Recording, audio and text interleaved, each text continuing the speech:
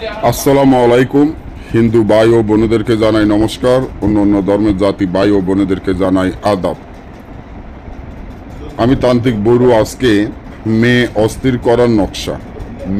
অস্থির করার নকশা, যে আয়াতটি আপনারা এখানে দেখতে পাচ্ছেন, এই আয়াতের মাধ্যমে যে কোনো মেয়েকে অস্থির করা যাবে এই নকশাটির মাধ্যমে। যেমন ধরেন, আপনি একটি মেয়েকে ভালোবাসেন, মেয়েটি অনেক সুন্দর বা রূপসী, মেয়েটিকে আপনাকে ভালোবাসে। 1 বছর 2 বছর 5 বছর এরকম প্রেম ছিল, হঠাৎ করে আপনাদের প্রেম ভাঙ্গা গেল। কিন্তু আপনার সামনে দিয়ে মেয়েটি এখন আরেকজনকে ভালোবাসে, আরেকজনকে নিয়ে ঘোরাফেরা করে, আপনাকে ভালোবাসে না, আপনাকে দেখতে পারে না। আপনি তার প্রেমে অন্ধ, তার প্রেমে দেওয়ানা, তার প্রেমে পাগল হইয়া অস্থির হইয়া গেছেন। এখন আপনি তাকে কি করবেন?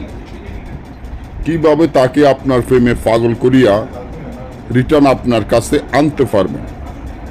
সে যাতে সারাক্ষণ আপনাকে ভালোবাসে, আপনার কথা ছাড়া যাতে কিছুই না বোঝে, আপনার প্রেমে যাতে সবসময় অস্থির দেওয়ানা পাগল থাকে। তার জন্য মেয়ে অস্থির করার নকশাটি আপনারা দেখতে পাচ্ছেন।